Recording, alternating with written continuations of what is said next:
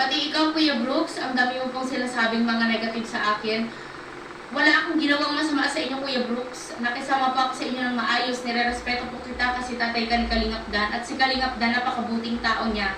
Napaka-gentleman ni Kalingap Dan.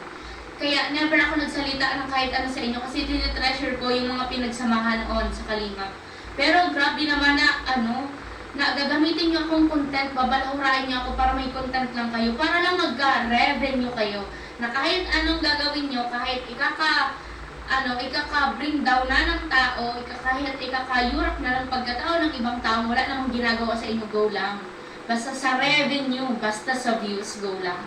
Hindi po ba kayo nakakonsensya? Tatay ka, may anak ng babae. Hindi nyo po ba yan naiisip? What if sa anak nyo gawin?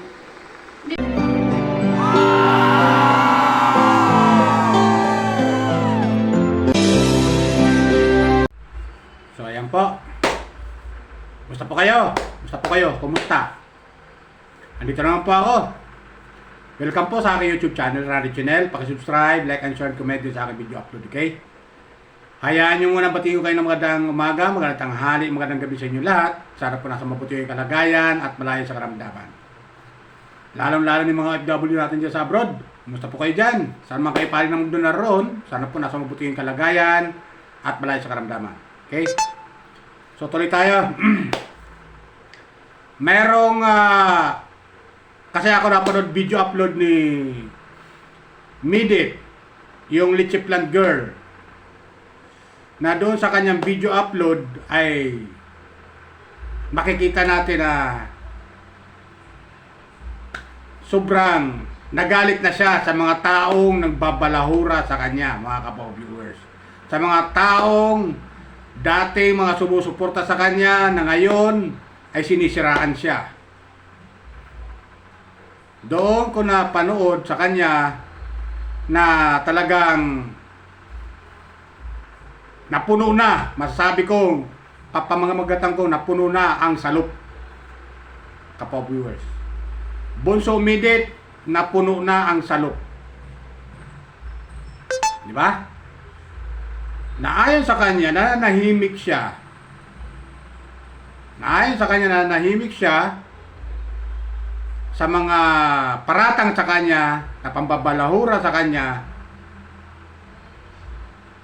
at dinadown siya, pati eskwelahan niya, ayon sa kanya, di umano kay Midit, ay dinadamay pa itong mga taong dating mga supporter, sponsor di Bunso Midit ito, kapo-viewers. Meron siyang mga binabanggit na mga initial.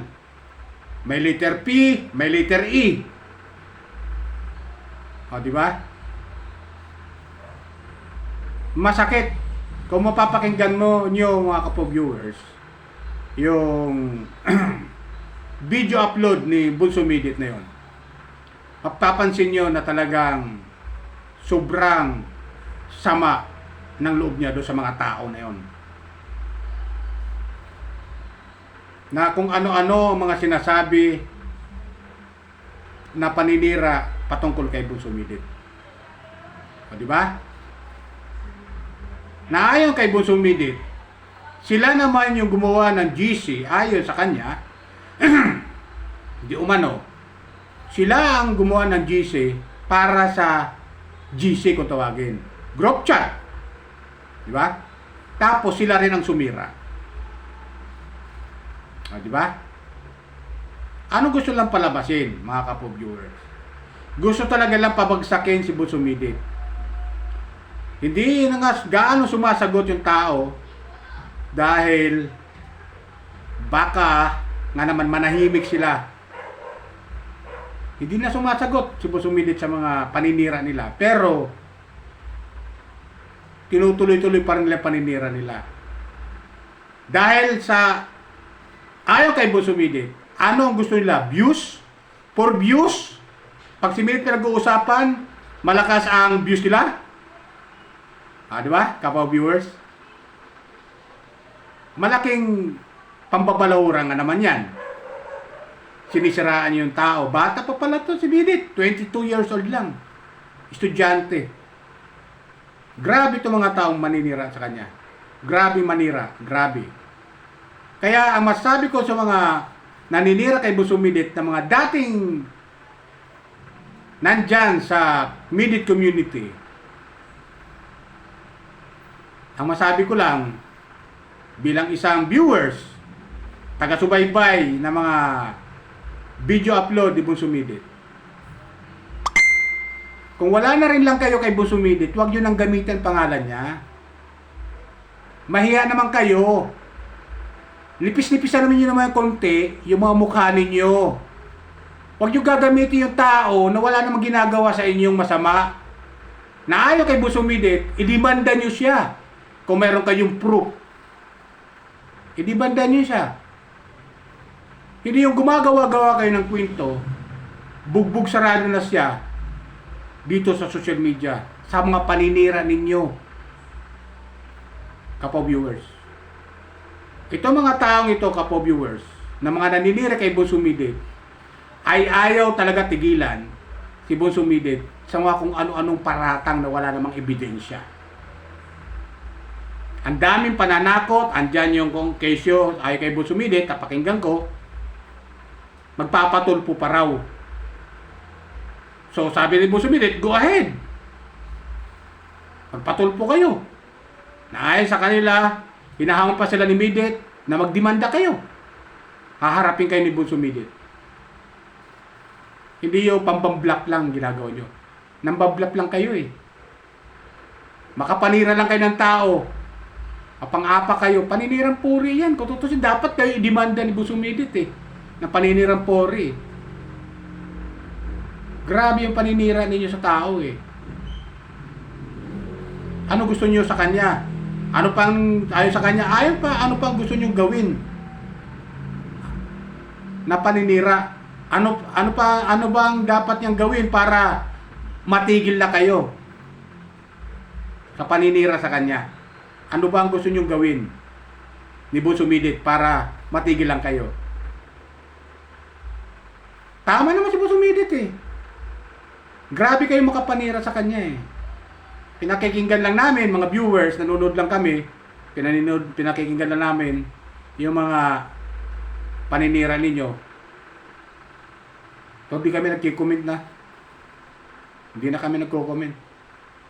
Kasi, walang mangyayari. Dahil alam namin, walang katotohanan yung mga paninira ninyo. Isipin nyo, estudyante ito. Sisiraan nyo. Sisiraan nyo pa sa kanyang eskwelahan. Kung ano-ano mga paratang binibigay ninyo. Mahiya naman kayo. Kunting nipis naman ng mukha dyan. Mga mapanira kay Boss Sumidit, kunting nipis lang ng mukha. Buwasan nyo naman yung kapal na mukha ninyo. Di ba? Mahiyaya naman kayo. Sarili nyo, sa balatin nyo. Lalo-lalo na yung nasa US na naninira kay Boss Sumidit. Buwas-buwasan nyo yung kapal na mukha ninyo. Di ba? Kung makapal na yan, medyo tanggal-tanggalin mo konti, hiwain mo kung kailangan para manumpi pa sa may mukha mo. At hindi ko ginawa. Minahal po kita, tinuring kitang nanay, pero hindi mo naman talaga ako tinuring na anak. Anak lang po yung tawag mo sa akin. Opo, ikaw po ang nagbuo ng Team Merit International. Ikaw po ang nagbuo ng Jamdit, ng Team Merit USA and Canada. Pero lahat ng binuo mo, pinasak mo po pag alis mo, di ba? Tsaka huwag ka po magsasabi na wala kang hinikayat na umalis kasi ang dami ko pong proof na mga chinat mo, na mga founders, mga sponsors, diba? Ang dami mo pong chinat. And hindi na po para mag-explain sa mga nahikayat mo na umalis, na mag-beg ng mag-beg, kasi hindi ko nga po yun ugali. Kung ayaw niyo po sa akin, okay lang po. Kasi unang-una naman po, hindi po ako ang lumapit sa inyo para tulungan niyo ako, nagmakaawa na, kunin niyo po ako, tulungan niyo ako, hindi po. Never po ako nagganon. Kaya po ang pusa, kaya tinanaw ko yun na sobrang malaking utang na loob, kasi pusa niyo yun, tinulong sa akin. Kusa niyo akong kinuha, di ba? Yung mga pagpatravel mo po, hindi ko naman yung hiniling po sa'yo. Binigay mo yun as birthday gift sa akin. Yung pagpunta ko sa Iloilo, pupunta naman po talaga ako sa Iloilo eh. Kahit hindi mo ako padalhan kasi para yun sa kapatid ko. Di ba? Pero kayo pa nga nag-initiate na kayo na ang bahala. Ay, hindi nga po eh, hindi kayo nagsabi sa akin nun. Pinadala nyo na lang kila Kalingap Dan at binigay sa akin. Which is, sobrang grateful naman po ako, di ba? Pero pinakasamaan ko po ang pamilya nyo ng maayos. Never po ako ng bastos, never ako sumagot ng kahit anong mali. Never po kayong binastos, alam nyo yan.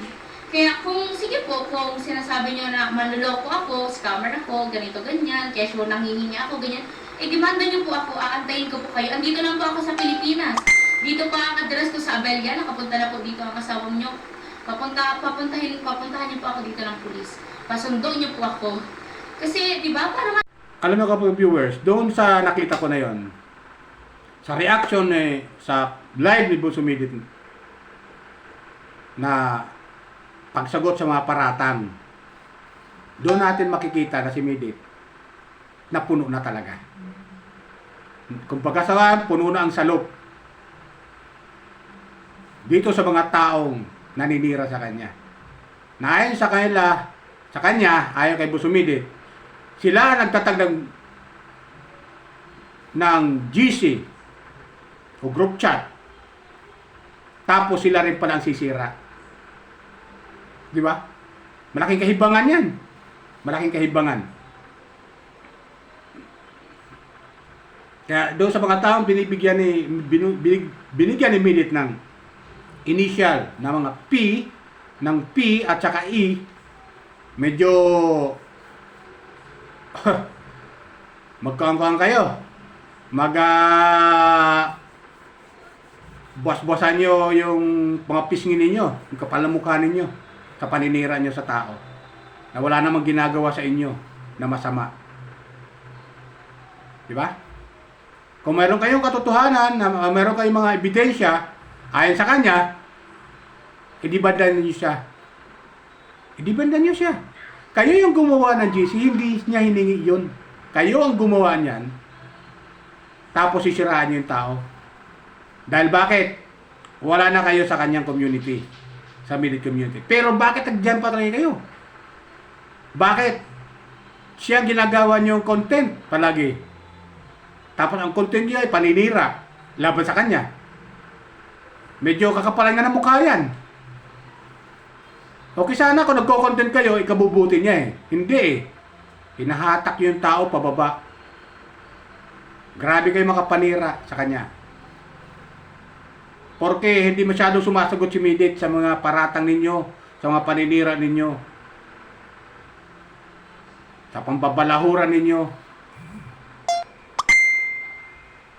Tinutuloy-tuloy nyo pa rin. Ang kakapal din ng mukha nyo yan. Magbibigay rin lang kayo sa tao. Kung nagbigay man kayo, sabihin natin, na ayon sa mga naninira na to, kung nagbigay man sila ng tulong kay Busumidit, hindi niya hiningi yun. Ayon sa kanya. Ayon kay Busumidit. Hindi niya hiningi yun. Kayo may gusto niya. Di ba?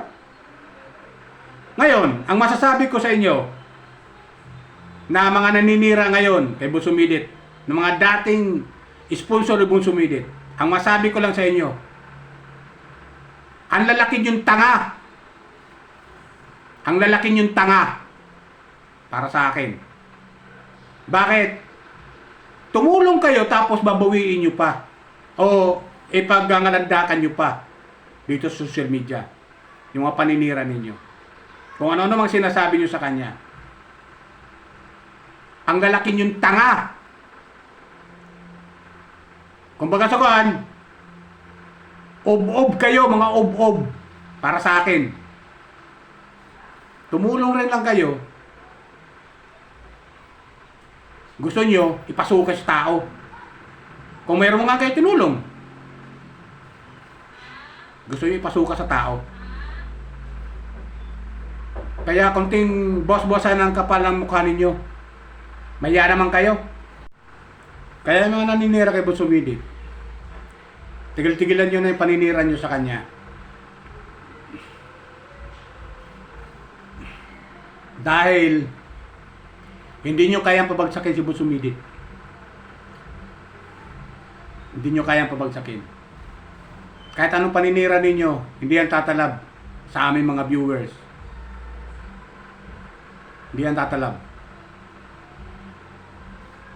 Tapos yung gamitin yung tao, bandang huli, sisiraan nyo, na kayo naman may gawa. Na sa inyong katangahan, ay nangyari. Di ba? Nangyari ang mga bagay na hindi dapat mangyari. Sigurado ba kami na mga viewers na maniniwala sa inyo? Na kung ano-ano mga ibinigay nyo kay Bunso Midit? Sigurado ba kami na may natanggap niya lahat yun? Maaari may natanggap siya, pero kukunti lang. Ginamit nyo lang siya eh. Ginamit nyo. At ginagawa nyong content. Ngayon wala na kayo sa Midit community. Andiyan pa rin kayo. Kapito ko pa rin kayo. Ang kakapal din ng mukha ninyo eh. Hindi na kayo naawa sa bata. Sa isang estudyante. Kami mga viewers na nahimik lang kami. Kaya kung mapapanood mo to, nyo na mga naninira kay Bunso Midit, sabihin nyo sa akin na sinungaling. Sinungaling ako. Kung hindi nyo ginagamit si Bunso Midit. Ginamit nyo lang siya para sa sarili ninyong kapakanan. Pansarili ninyo, iniisip nyo, hindi iniisip yung kung ano mararamdaman ng tao. Ayun, nagsalita ng tao. Nagsalita siya kung ano sa loobin niya dahil sa pambabalahuran ninyo sa kanya. Kaya masabi ko lang, tigil-tigilan nyo na yung paninira ninyo dahil di kayo magtatagumpay. Kahit ano paninira ninyo, hindi nyo kaya pabagsagin si Bunso Midit. At yung mga naniniwala sa kanya, kay Bunso Midit. Hinahamon kayo ni Bunso Midit, idemanda nyo siya kung mayroon kayong proof sa mga sinasabi ninyo. Kunting nipis naman ang mukha dyan ng mga naninira. Kunting nipis lang ang mukha ninyo. Minsan himasimasin nyo rin mukha nyo, baka magaspang na rin eh. Sa paninira kay Bunso Midit. Kapal din ang mukha ninyo para sa akin. So yan lang, kapo viewers, medyo lang yung aking damdamin doon sa napanood kong video upload ni Bunso Midit, kanyang live. Na grabe yung, kung mapapakinggan nyo, panoorin nyo, kung di nyo pa napapanood, panoorin nyo, mapapakinggan nyo mabuti, makikita nyo yung sama ng loob niya talaga doon sa mga taong naninira sa kanya, pambabalahura. Samantala, inirespeto sila, itinuring silang nanay, pero ang turo nila kay Bunso Midit, hindi anak. Kung tawagin lang nila kay Bunso Midit, anak, pero totoo niyan, deep inside, wala. Hindi anak ang turo nila kay Bunso Midit. Kaya masabi ko lang, kakapal na mukha ninyo. So yan lang po, palala ko lang po ulit, baka mayroon pang subscribe sa aking YouTube channel, Radic Channel. Subscribe lang po kayo, like and share and comment. At pakishare na rin, para mapanood ng ilang mga viewers yung aking comment dito sa video patungkol doon sa paninira kay Bunso Midit na pinamagatan ko, Midit na puno na ang salop. Okay? Yun lang po, bye! Ingat po tayo lagi, pagpalain po tayo ng pong may kapal.